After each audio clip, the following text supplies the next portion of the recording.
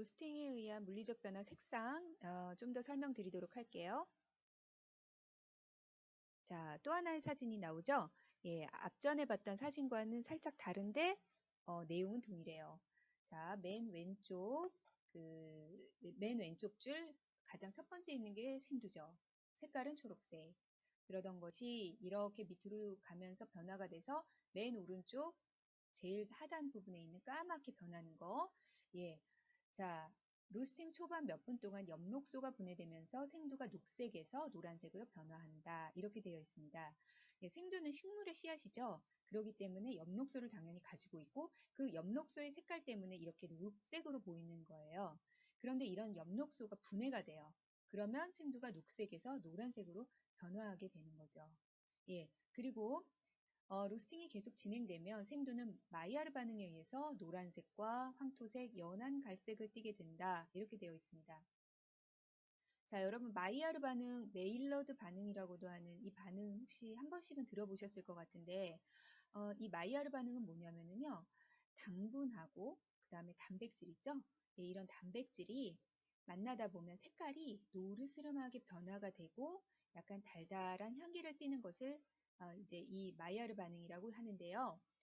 이 마이야르 반응에 의해서 색깔이 이제 그 노란색이던 게 처음에는 녹색이던 게 분해되면서 엽록소의 분해로 노란색, 노란색이던 것이 다시 황토색, 연한 갈색이 되는 것은 마이야르 반응. 그리고 좀 더 진한 갈색이 되는 것은 캐러멜화. 이렇게 보시면 되고요. 그 다음에 이제 더 어두운 갈색이 됐다가 검은색이 되는 것은 탄화 반응이라고 하는데 완전히 타게 되는 어, 그 반응은 검은색이에요. 그러니까 검은색이 될 정도까지 로스팅을 해서 커피를 마시는 사람은 없다고 봐야 되겠죠. 네. 자, 그리고 캐러멜화에 대해서는 앞에 제가 설명을 드렸는데요. 당분 성분이 색깔이 이제 그 열을 가하다 보면 색깔이 노르스름하게 변화된다. 이렇게 얘기를 드렸어요. 그리고 진한 갈색 정도 왔을 때는 1차 파핑이라는 것이 일어난다. 자, 파핑이 뭐냐면요, 여러분. 처음에는 그냥 실온에 있던 그 생두가 열을 많이 받게 되면요, 계속해서 열을 흡수하게 돼요. 그렇게 열을 계속 흡수하다가 어느 정도 시점이 왔을 때는요, 조직이 파괴가 그 열에 의해서 되면서 타닥타닥 하는 소리가 나게 됩니다. 혹시 집에서 엄마나 할머니가 혹시 깨를 볶으시는 걸 본 학생이 있을까요? 예, 깨를 이렇게 뜨거운 불에다가 이렇게 볶게 되잖아요. 그러면 타닥타닥 하는 그런 소리가 나요.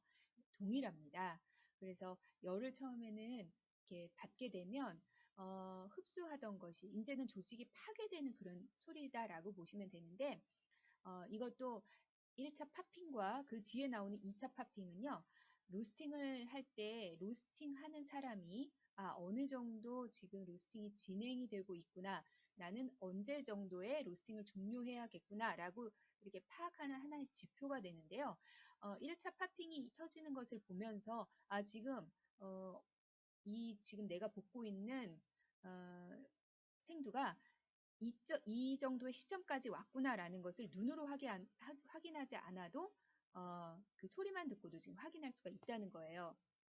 그래서 1차 파핑이 일어나고 난 다음에 어느 정도 휴지기가 지나고 나면 또 2차 파핑이 일어납니다. 그런데 이제 나는 1차 파핑과 2차 파핑 중간에 이제 로스팅을 종료하고 싶어 라고 생각한다면 이제 그때 그거는 로스팅 하는 사람이 종료 시점을 자기가 정할 수가 있는 것이죠. 예. 그런데 나는 2차 파핑까지 나고 나서 종료를 할 거야 라고 한다면 그것도 그렇게 이제 로스팅 하는 사람에 따라서 그 시점을 잡을 수 있어요. 그렇지만 뭐가 차이가 있냐면 맛과 향에 있어서는 확연한 차이가 느껴지겠죠. 나는 1차 파핑과 2차 파핑 중간에 그냥 종료하는 것이 나는 그게 그렇게 해서 커피를 마시는 게 좋다라고 생각하면 그렇게. 또 2차 파핑까지 나게 되면 굉장히 색깔이 더 진해진다는 얘기거든요. 여기 보시면 아시겠지만 어두운 갈색까지 간다는 거예요. 그럼 약간 맛이 좀 더 진하고 향도 진하지만 맛도 좀 쓴맛이 올라올 수 있죠. 난 그게 별로 나의 취향이 아니야? 라고 한다면 2차 파핑 되기 전에 종료 아니면 그 이후에 종료 이거는 이제 그 로스터의 나름의 커피에 대한 철학이라고 볼 수 있을 것 같아요.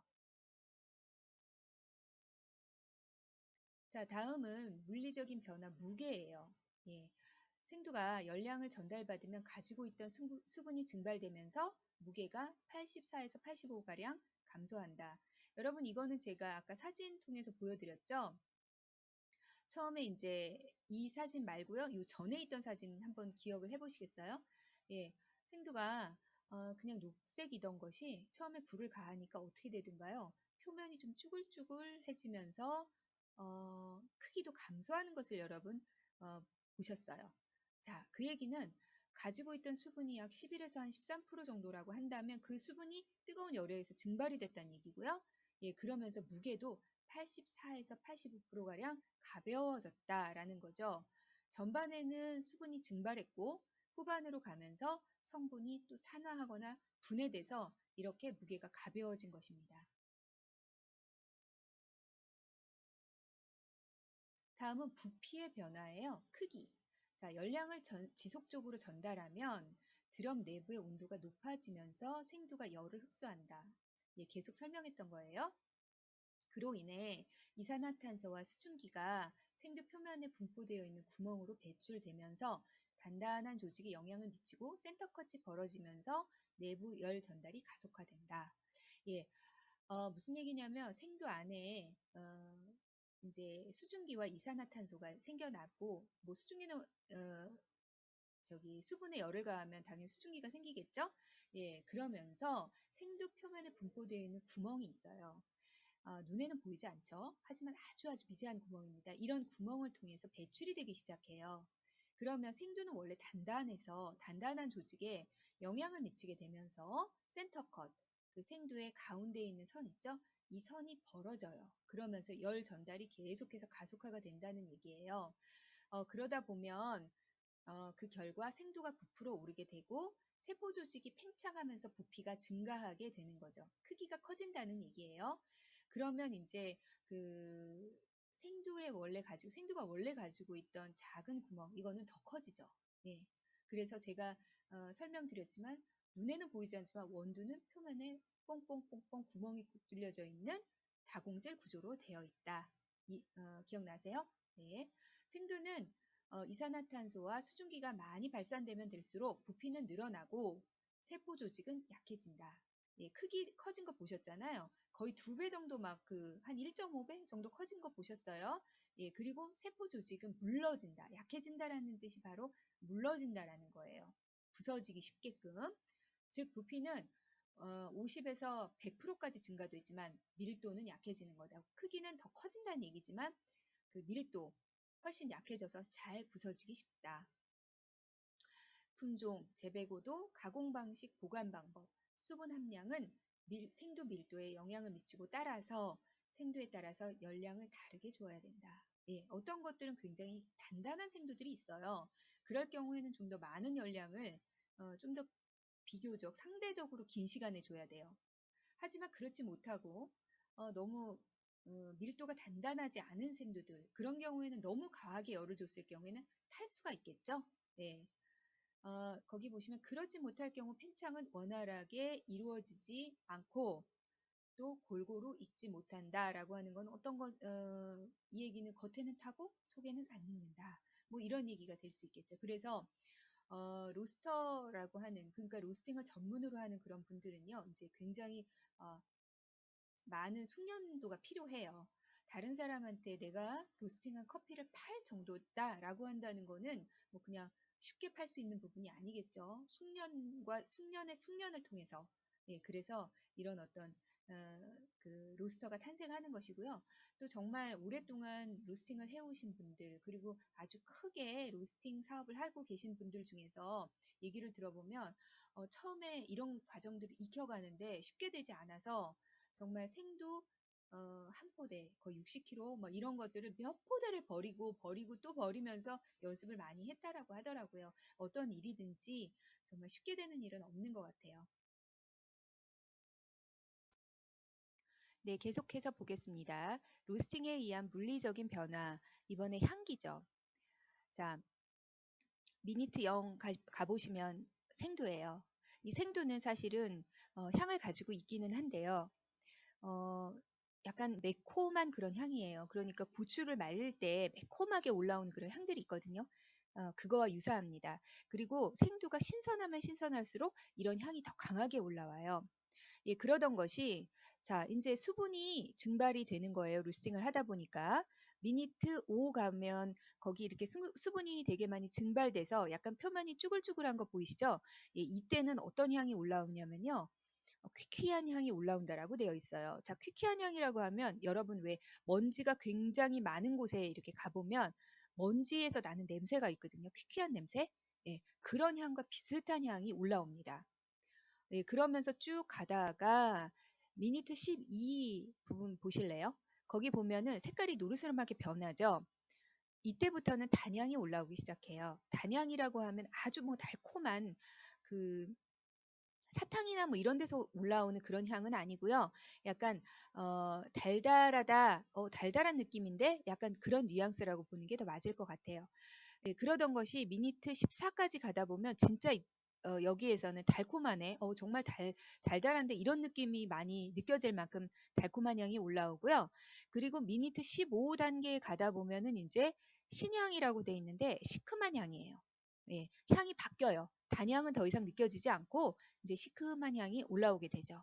그러던 것이 또 쭉 가다가 미니트 19가 되면은 커피의 고유의 향, 이제 커피 꼴을 갖추게 되는 거예요. 이때부터는 커피 고유의 향이 올라오게 됩니다. 네. 그리고 20, 뭐 이렇게 되다 보면 정말 코를 턱 하고 쏘는 정도로 아주 강하게 올라오는 것을 우리가 확인할 수가 있어요. 그럼 이런 향기들은 어떻게 확인할 수가 있느냐? 로스팅 머신 구조에서 제가 잠깐 설명드렸는데요. 이렇게 드럼 안에서 생두가 돌고 있잖아요. 360도로. 그런데 거기 확인봉이라고 하는 게 있어요. 그래서 그 확인봉을 꺼내서 현재 이렇게 로스팅이 되고 있는 생두의 샘플을 살짝 꺼내가지고 눈으로 색깔도 확인하고요. 그리고 코로 향기도 확인할 수가 있게 되어 있어요. 그걸 통해서 이제 우리가 확인이 가능하게 되는 거죠. 그 다음에 미니트 23 정도 되면 어, 이제 색깔이 정말 브라운색으로 변했고요. 그리고 여기에서 더 이제 색깔이 어, 로스팅이 더 진행이 되면서 색깔이 더 진해진다 이러면은 어떻게 되죠, 여러분? 좀 전에 우리 사진에서 봤는데 까만색으로, 예, 그리고 겉표면은 막 윤기가 살살 돌죠. 이거는 이제 생두 안에 있는 오일, 기름 성분이 바깥으로 다 빠져나온 거예요. 예, 그러면서 이제 숯 같은 그렇게 향이 나고요. 그 다음에는 이제 향이 쫙 감소하는 거를 우리가 느낄 수가 있습니다. 자, 이번에는요, 로스팅에 의한 화학적인 변화, 우리가 물리적인 변화를 봤다면, 이제는 화학적인 변화에 대해서 좀 살펴볼 필요가 있습니다. 자, 화학적인 변화가 안에서 일어나는 것 중에는 마이야르 반응이 되게 대표적이에요. 예, 마이야르 반응이란 뭐냐? 메일러드 반응이라고도 얘기하는데요. 이 마이야르 반응은 무엇이냐? 아미노산이 환원당인 자당과 다당류 등과 반응해서 갈색의 중합체인 멜라노이딘을 만드는 작용을 의미한다. 이렇게 이해하시면 될 것 같습니다. 아미노산은 사실 단백질이죠. 이 단백질과 환원당, 그러니까 당분 성분이 만나서 갈색의 중합체 멜라노이딘을 만드는 작용이래요. 그러다 보면 색깔이 여러분 미니트 12에 가보시면 약간 제가 빨간색 박스 안에 고기를 딱 이렇게 표시를 해놨죠. 이때부터 이제 마이야르 반응이 시작된다라고 볼 수가 있는데요. 이 갈색의 중합체인 멜라노이딘이 형성이 됐기 때문에 색깔이 갈색으로 변하게 된 겁니다. 이해되시죠? 예, 그래서 여러분 왜 우유 있죠? 우유를 이렇게 데피잖아요. 어, 그 불에다가 올려놓고 우유를 데펴요. 그러면 색깔이 약간 그 우유의 흰색의 색깔이 약간 갈색으로 변화되는 거를 우리가 볼 수가 있거든요. 예, 그게 바로 마이야르 반응 때문인데요. 우유 안에 있는 단백질과 그리고 당분 성분이 만나서 색깔이 이제 멜라노이딘이 형성이 되다 보니까 색깔이 약간 갈색으로 변하는 거, 요거랑 동일한 어떤 그 개념이라고 보시면 될 것 같아요. 그리고 이제 두 번째, 마이야르 반응을 통해서 아무런 맛과 향이 없던 단백질이 작고 다양한 분자로 변화돼서 멜라노이딘과 휘발성 방향족 화합물이 생성되고 커피의 좋은 맛과 향이 생성이 된다. 마이야르 반응을 통해서요, 어, 이런 어떤 커피의 좋은 맛과 향이 생성이 된다라고 보시면 돼요. 여러분 라떼 혹시 카페라떼 드셔보셨어요? 네, 그 카페라떼는 이제 어, 에스프레소라고 하는 커피에다가 뜨겁게 이제 데운 우유를 이렇게 넣어줘서 같이 마시는 거거든요. 그런데 이 라떼가 아이스 라떼가 있고 따뜻한 라떼가 있단 말이에요. 그런데 아이스 라떼에서는 별로 그런 걸 못 느끼는데 따뜻한 라떼에서는 굉장히 우유가 고소해요.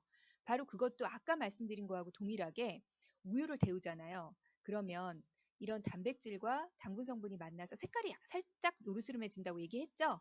예, 그거와 동시에 고소한 향이 올라와요. 그래서 아주 잘 만들어진 따뜻한 라떼의 경우는 특별하게 뭐 시럽을 안 넣는다 하더라도 아주 뭐 고소한 맛과 향이 그렇게 올라오는 것들을 느낄 수가 있습니다. 그게 바로 마이야르 반응의 결과라고 할 수 있어요.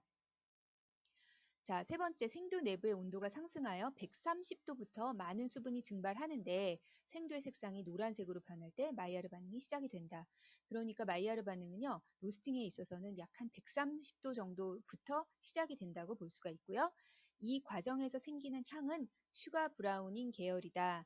요 슈가 브라우닝 계열이라는 얘기는 제가 나중에 좀 더 설명을 드리도록 할게요. 커피의 맛과 향을 평가하는 그 파트에서 제가 설명을 드릴 건데요. 그냥 이렇게만 이해하시면 될 것 같아요. 견과류 향, 그리고 캐러멜 향, 초콜릿 향을 우리가 보통 슈가 브라우닝 계열이라고 하거든요. 근데 견과류라 하면 이제 여러분 뭐 땅콩이나 호두나 아니면 아몬드나 뭐 이런 계열, 그러니까 약간 고소한 향이라고 해야 되나요? 네, 그런 향이 이제 올라오는 것이고 캐러멜이나 초콜릿은 여러분 다 아시잖아요. 네, 이런 향들이 이제 생기는 게 마이야르 반응의 결과다. 네.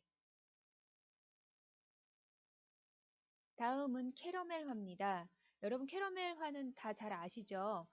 우리 초등학교 때 왜 국자 같은 데다가 설탕 집어넣고 이렇게 불을 가열하면 설탕이 이렇게 녹으면서 색깔이 좀 노르스름해지잖아요. 갈색이 띠게 되죠. 그러면 이제 거기다가 식용소다를 조금씩 넣고 해서 뭐 뽑기를 한다든가 이랬던 경험들 아마 있을 거라 생각하는데요. 그때 이제 설탕이 녹으면서 색깔이 브라운색으로 변화되는 걸 우리가 캐러멜화다 이렇게 부릅니다. 자, 한번 볼게요.